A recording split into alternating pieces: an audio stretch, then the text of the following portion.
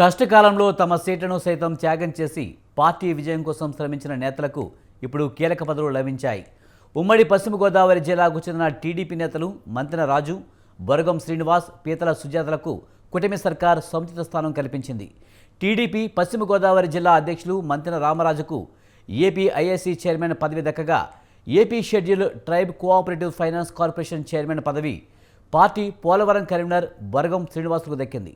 పార్టీలో కీలక నేతగా ఉన్న మాజీ మంత్రి పీతల సుజాతకు ఏపీ వినియోగదారుల హక్కుల పరిరక్షణ సమితి చైర్పర్సన్గా పదవి దక్కింది.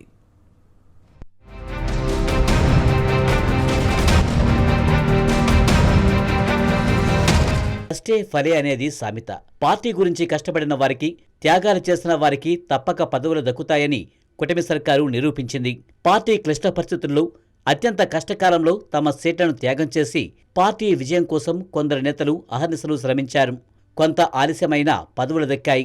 ఉమ్మడి పశ్చిమ గోదావరి జిల్లాకు చెందిన మంతెన రామరాజు, బొరగం శ్రీనివాస్, పీతల సుజాత పార్టీకి వీర విధేయులు. పార్టీ విజయం కోసం కష్టాలను ఇష్టాలుగా చేసుకుని అహర్నిశలు శ్రమించారు. కష్టకాలంలో తమ సీట్లను సైతం వదులుకుని పార్టీ విజయానికి పాటుపడ్డారు. ఈ నేతల త్యాగాలు ఊరికే పోలేదు. ఇప్పుడు ఈ ముగ్గురికి ఉత్తమ పదవులు దక్కాయి.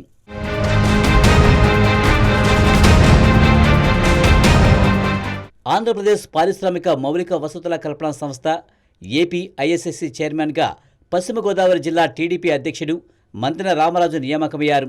2006లో కలవపూడి సహకార సంఘం అధ్యక్షునిగా ఎన్నికైన మంతెన 2007లో టీడీపీలో చేరారు. 2009, 2014 ఎన్నికల్లో పార్టీలో క్రియాశీలక పాత్ర పోషించారు. 2019 ఎన్నికల్లో వైసీపీ హవాలో ఉండి టీడీపీ అభ్యర్థిగా పోటీ చేసి 10,949 ఓట్ల మెజారిటీతో విజయం సాధించారు. పార్టీ అధినేత మాటే శిరోధార్యంగా భావించి విపక్ష ఎమ్మెల్యేగా ప్రజా ఉద్యమంలో కీలకంగా పనిచేశారు. 2019లో వైసీపీ గాలిని తట్టుకుని ఉమ్మడి పశ్చిమ గోదావరి జిల్లా నుంచి టీడీపీ విజయం సాధించిన ఇద్దరిలో రామరాజు ఒకరు.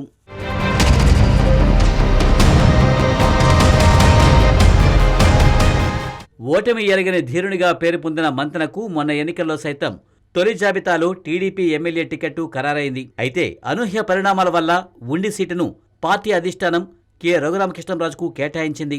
టికెట్ రఘురామకృష్ణంరాజుకి ఇచ్చినా మంతెన రామరాజుకు పార్టీ పగ్గాలను అప్పగించారు. ఎమ్మెల్యే టికెట్ దక్కలేదని మంతెన కృంగిపోలేదు.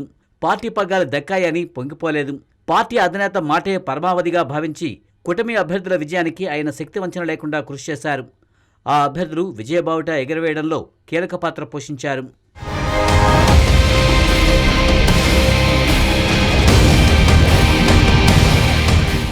ఉండి నియోజకవర్గం సీటు దక్కకపోవడమే కాక పొత్తులో భాగంగా జరిగిన సర్దుబాట్ల వల్ల మంతెనకు ఎమ్మెల్యేగా పోటీ చేసే అవకాశమే లేకుండా పోయింది. దీనిపై కలత చెందిన ఆయన అభిమాన గణం, కార్యకర్తలు మంతెనకు సీటు ఇవ్వాల్సిందని పట్టుబట్టారు. ప్రాణత్యాగానికైనా తలపడతామని మంతెనకు మద్దతుగా పార్టీ శ్రేణులు ఆందోళనకు సిద్ధమయ్యారు.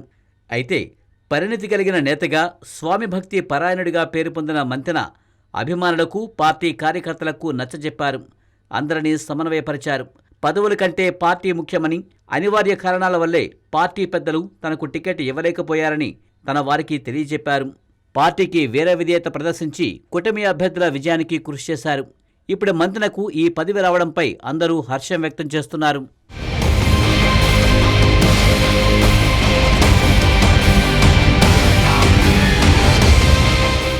బొరగం శ్రీనివాస్ పార్టీకి వీర విధేయులే.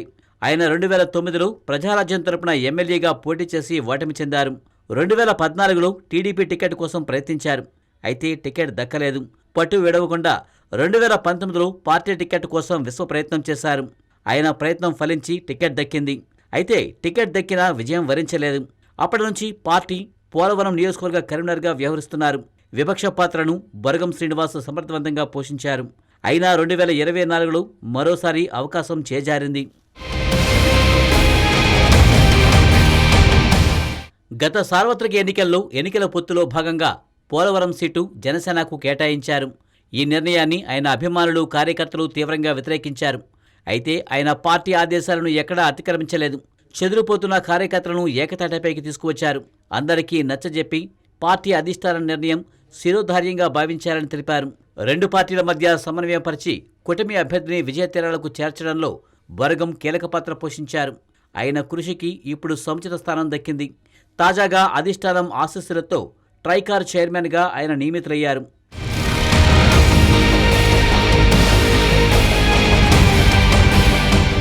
పార్టీ టికెట్ దక్కితే ఒకలా, దక్కకపోతే ఒకలా వ్యవహరించే వాడమల్లయ్య సామెత నేతలు ఎందరో మనకు కనిపిస్తారు.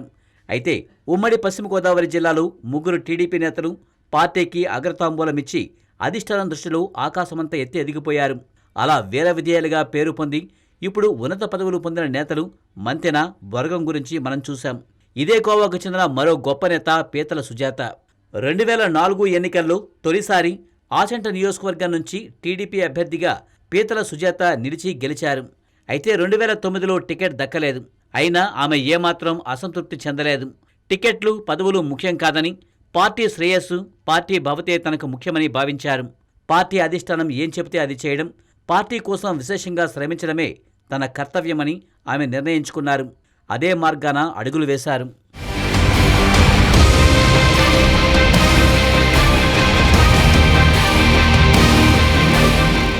2014లో చింతలపూడి నియోజకవర్గం టికెట్ పీతల సుజాతకు దక్కింది.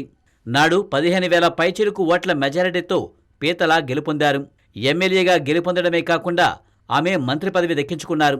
సమర్థవంతంగా బాధ్యతలు నిర్వహించి ఆ పదవికి వన్నె తెచ్చారు. ఎమ్మెల్యేగా, మంత్రిగా మంచి సేవలు అందించిన 2019, 2024 ఎన్నికల్లో పోటీ చేసే అవకాశం దక్కలేదు. తనకు అవకాశం రాకపోవడానికి బలమైన కారణాలు ఏవో ఉంటాయని భావించారు తప్ప పార్టీ తనను ఉద్దేశపూర్వకంగానే పక్కన పెట్టిందని ఆమె ఏనాడూ భావించలేదు. పార్టీకి సైతం ఆమెకు టికెట్ ఇవ్వకూడదనే ఉద్దేశమూ లేదు. కొన్ని పరిస్థితుల వల్ల కొందరికి టికెట్ రాకపోవచ్చు. టికెట్ రానంత మాత్రాన అంతవరకు అందలం ఎక్కించిన పార్టీని కించపరిచి మాట్లాడడం, పార్టీకి దూరం అవడం కాని పనులు. ఆ తరహా విధేయులకు కాస్త ఆలస్యమైన న్యాయం జరుగుతుంది. పదవులు తప్పక లభిస్తాయి. దీనికి ఉదాహరణే ఈ 3 నేతలు.